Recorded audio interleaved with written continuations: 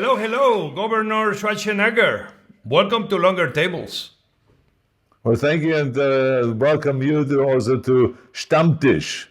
And I think this is the fun thing about it here, is that you have started this whole thing about longer tables, that's podcast, and we have the Arnold Stammtisch, which is a YouTuber series that deals with the environmental issues and all this. Yours deals with food and environmental issues, also climate action and stuff like that. And it was interesting because you people reached out to me to go and to be on your podcast, and it was almost simultaneously when I asked my people to reach out to you to have you on my show on Stammtisch. So here we are, both of us together. Yeah, this is the Stammtisch, exactly. You don't have to have it in a shot. You can take it out of the shot because we already established here's mine. But I want to say one thing. I cannot believe you send this to me all the way to Spain. Exactly.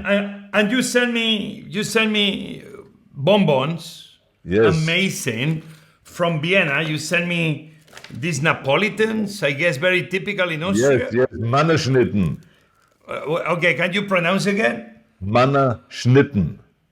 Yeah. Mannerschnitten, which means wafers. It's like a Austrian kind of a thing. But I want you and your whole team enjoying this, and a good Gösser beer, which is a good Austrian beer.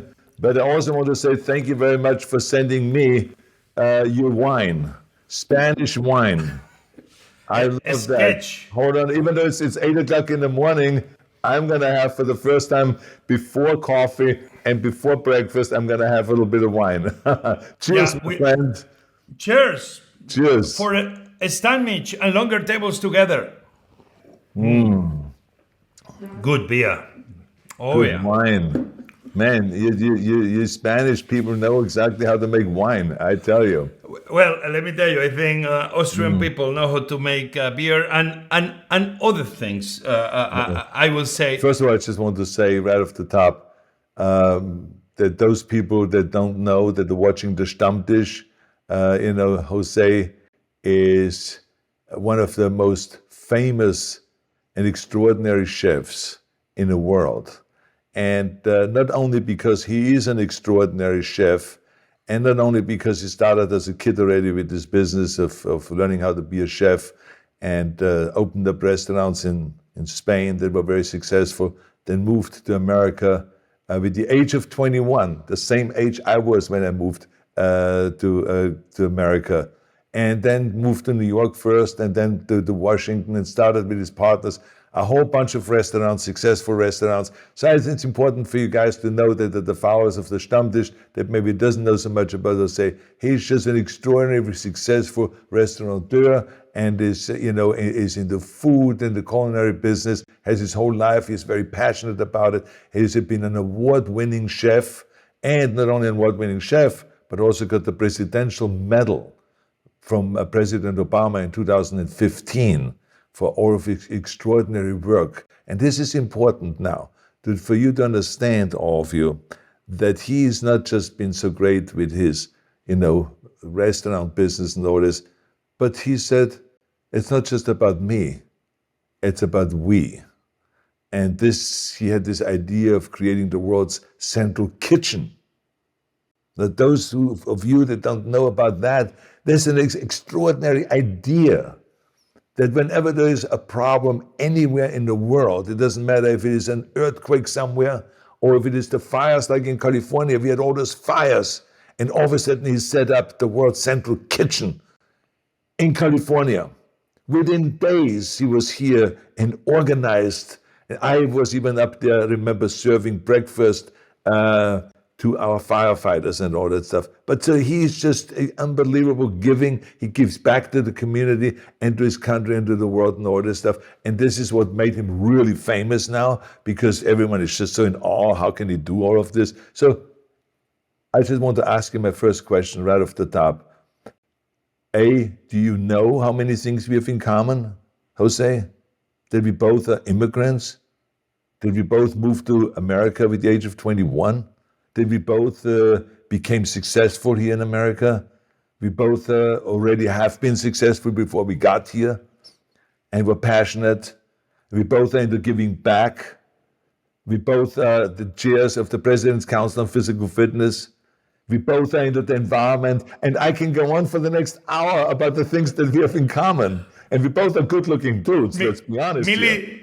Military service. I Military did the service, military exactly. service. Yeah, You did but that's what military I'm saying. service. I could go on for hours and hours. So my question is just, what made you fall in love with the culinary business in the first place when you were a kid and you said, okay, my life will be about cooking food for people. I want to be a chef. How did you get into that? My mom and my dad were both nurses. My mom will be the one cooking more during the week. And my father more on the weekends for more friends. My father loved to cook and feeding people.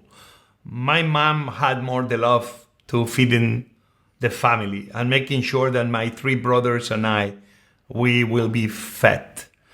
For me, growing up was every morning will be walking on the bike, going to the bakery to buy the bread that just came hot out of the oven.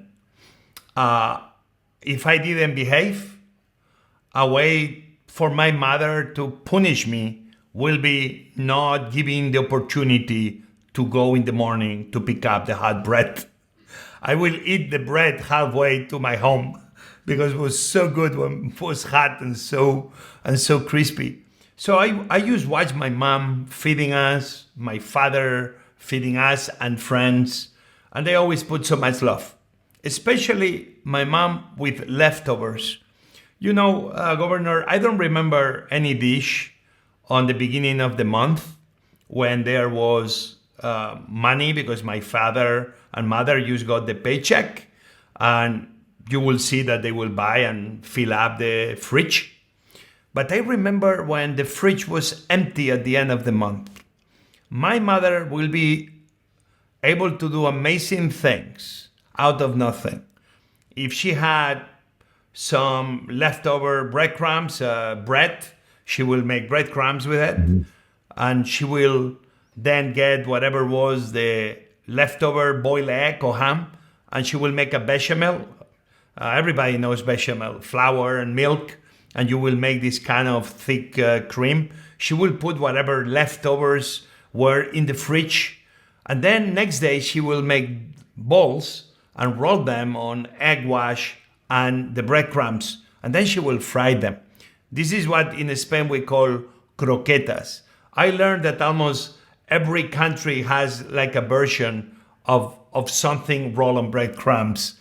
I love those croquetas. My brothers love those croquetas. So if you tell me the spirit of my mom and my dad being nurses, that always you got this mentality, we saw it during the pandemic, that they always give back even beyond their duty. To me, I always knew that nurses and doctors were always heroes because we don't realize the amazing work they do. And unfortunately, we had to have a pandemic to realize how important they are in our society. But then also to see the love that my mom will put feeding my brothers and I, and the love that my father will put cooking big pots of rice, of paella, for anybody in the hospital. My father always say that if there is that big problems have very simple solutions. If more people show up, he will say, just add more rice to the pan and problem will be solved. So I think for me, cooking was something I saw as something like brought people together, that made families better. Not perfect, but better, because cooking together kind of you become stronger in very, very, very difficult. Everybody has their way to explain it, but you setting up the table, sitting, doesn't matter how good or bad the dish was. Use the effort and the love that was put into the cooking is what is some of the best memories I have. Yeah, but I mean, what's interesting about it is it's really fascinating, to see that your mother was a nurse and your father was a nurse and they all worked together in a hospital and all this stuff. and that's what got you into food and into cooking and becoming a chef. But there's millions and millions of chefs out there, but only a very few that are having the business mind and the willpower and the vision all of a sudden to go and says, I'm going to use this talent and I'm going to create a business and I'm going to be self-employed and I'm going to go and take that risk and take investors in and to be partners in all of this and start opening. It's a really risky thing to do, to go into a business yourself, right? Rather than working for someone and having no headaches and just going to work. So what made that bridge? What built that bridge that all of a sudden you say, I'm going to go into America and I'm going to go and open up restaurants and I'm going to be a famous restaurateur and a successful one? Well, for me, America was something I always saw through the movies. In a way, you are responsible through movies, that I wanted to be part of America, where everything seemed possible. When I came to America first, before I was 21, on the Spanish Navy.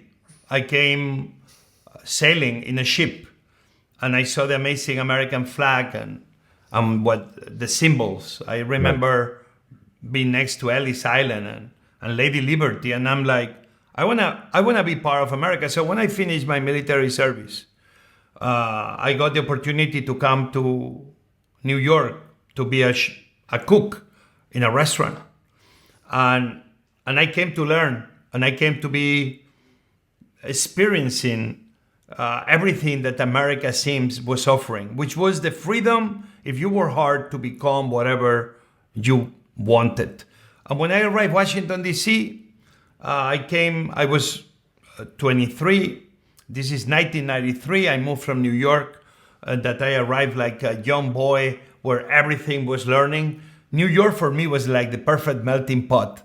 Was not only the perfect melting pot, but the perfect university for a cook that wants to learn about cooking. In New York, I could learn about every single restaurant cooking of any country and region from anywhere around the world. I became a better cook because being in Manhattan. But when I arrived DC, I was offered this job by amazing people that they always made sure that my success was their success.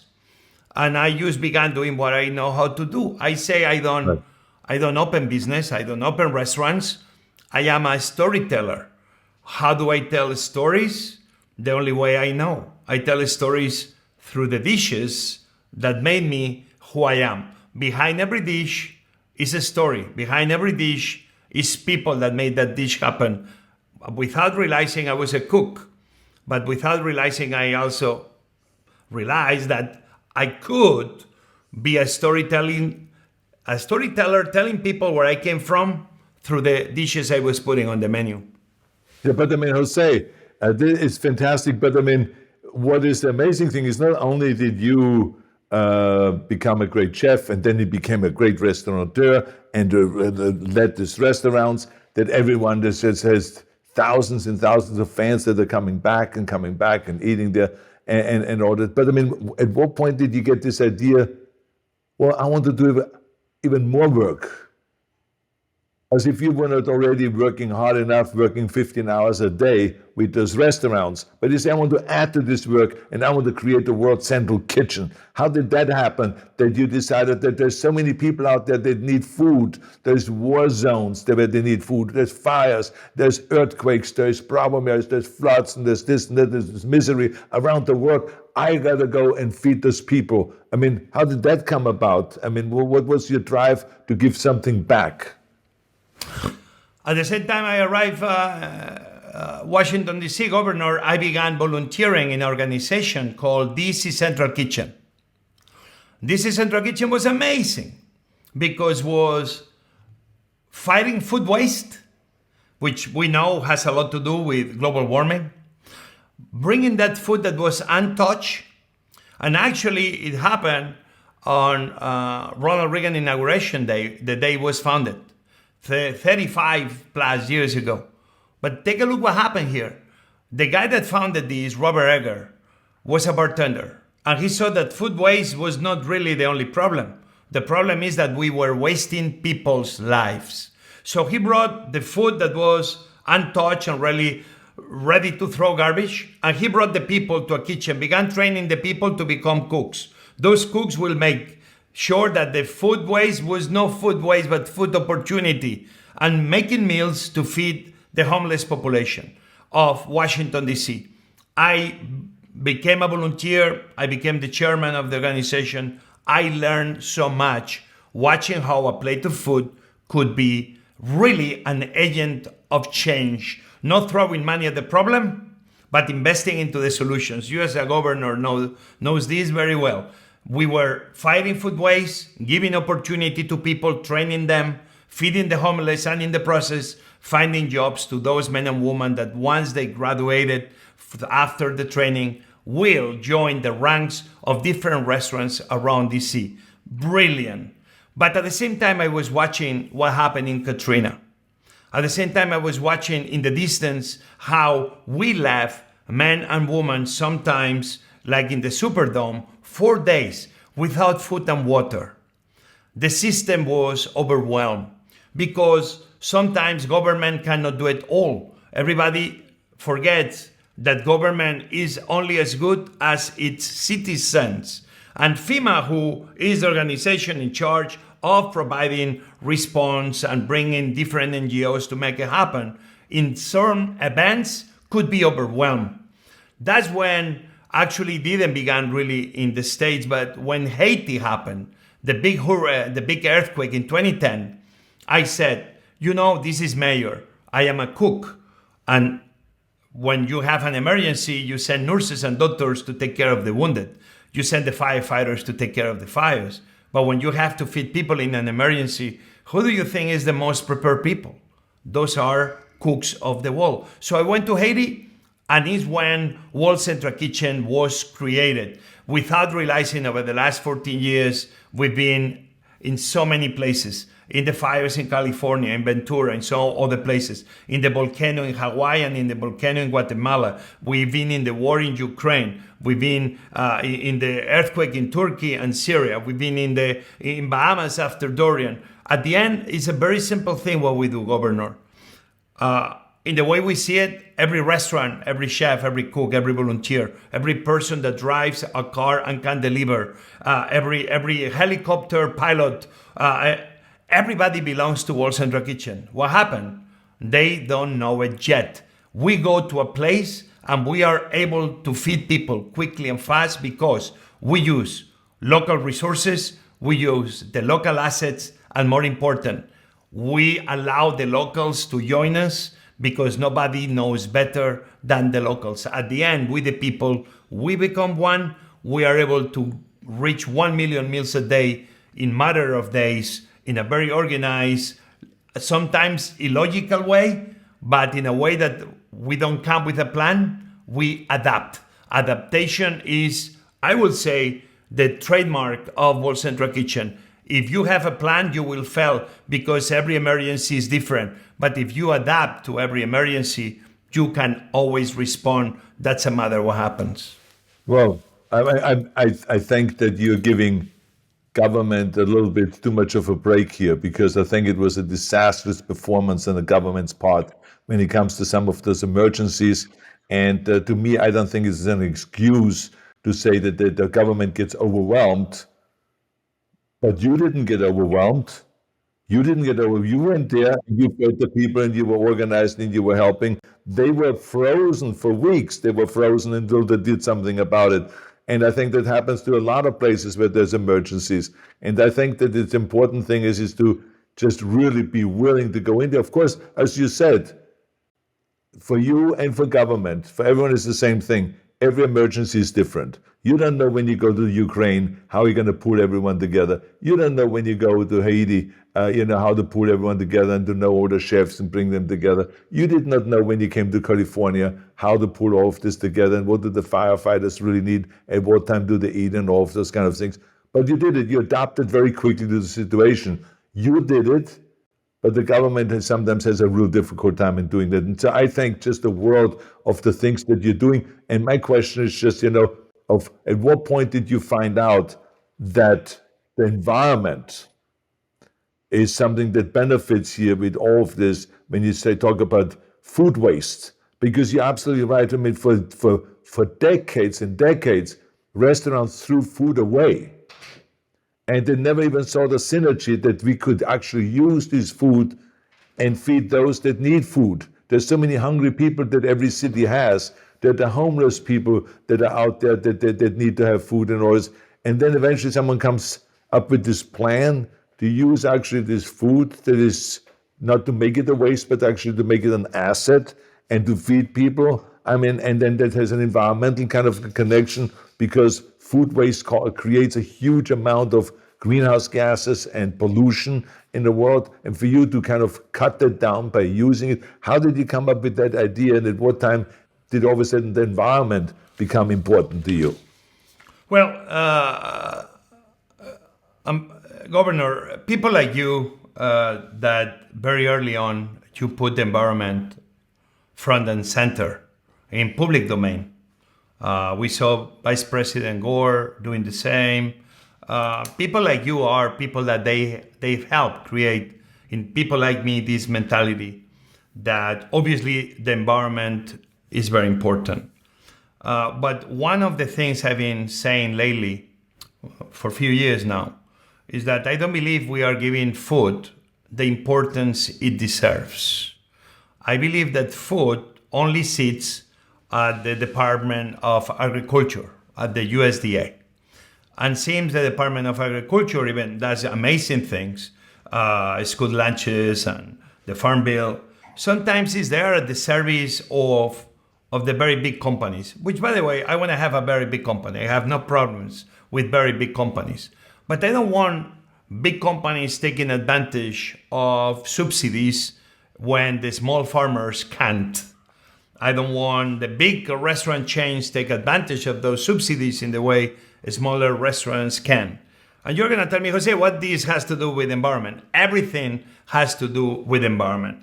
Because I am realizing that one of the biggest factors we have, and one of the areas that becomes a problem, is food. Food is the reason why we have hunger, or the lack of it, lack of distribution. Food is the reason why we have health issues, obesity, and all the other sickness that happens because overeating. Food is the one that, in many ways, is putting a lot of CO2 in the process of feeding humanity. In the way we produce foods is one of the reasons why we are contaminating our waterways and our oceans.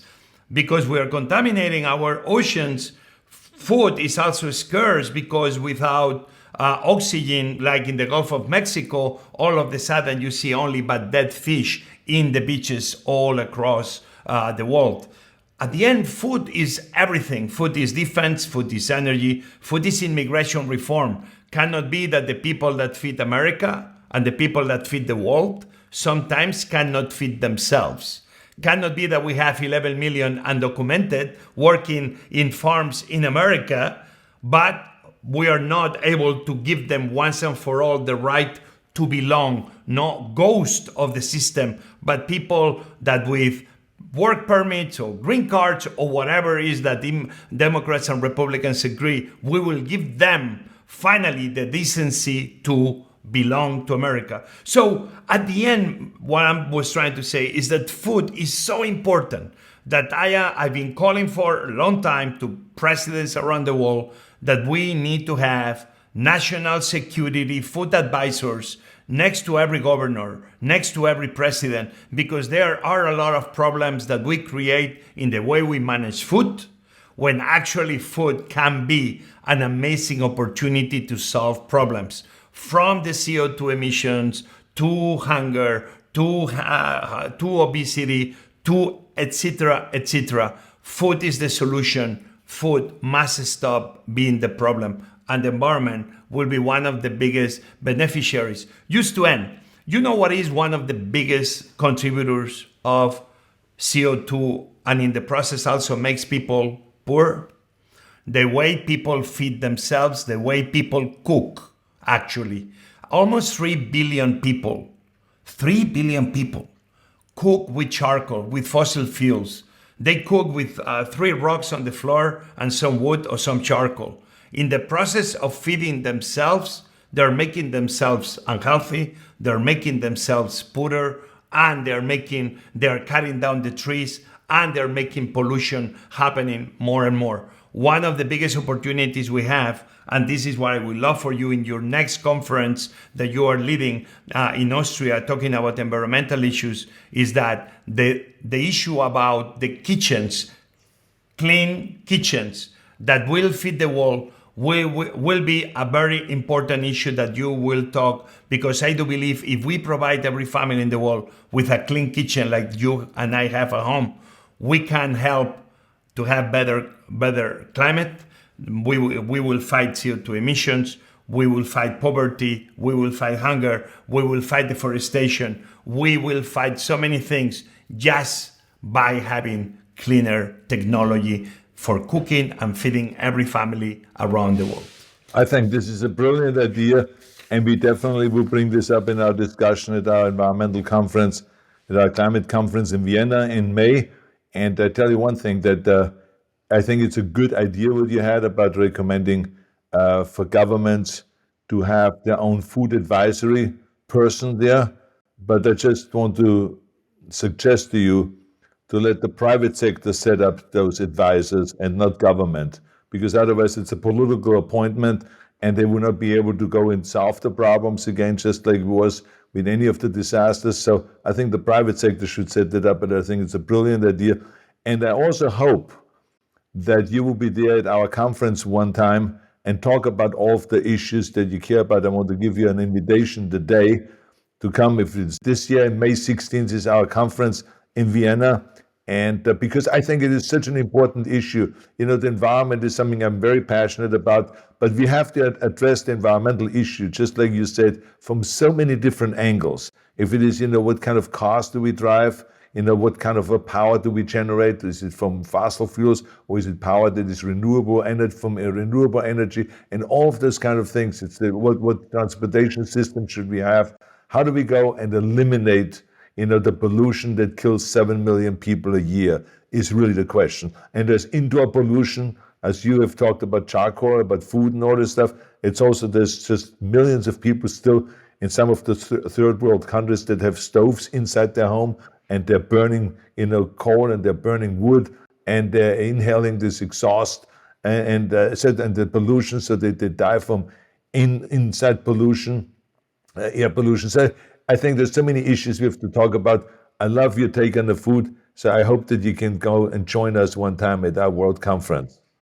And I want to say thank you very much for this great interview. You've done a great job. Keep up the good work. And remember, when one immigrant asks another immigrant for help, we are always there for each other, okay?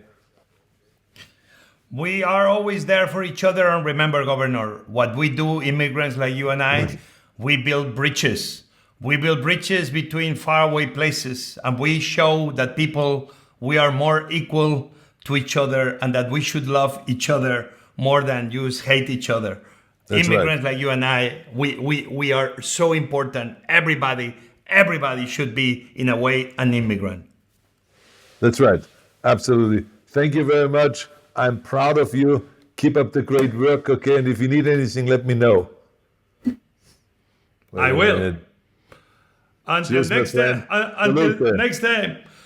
Longer tables and Stammtisch. Stammtisch? Oh. Listen, you and I, we have an accent, huh? Stammtisch. You and I, that's the other thing we have in common. We have an accent. Yeah, that's for sure. See you. Bye-bye. Have a good day.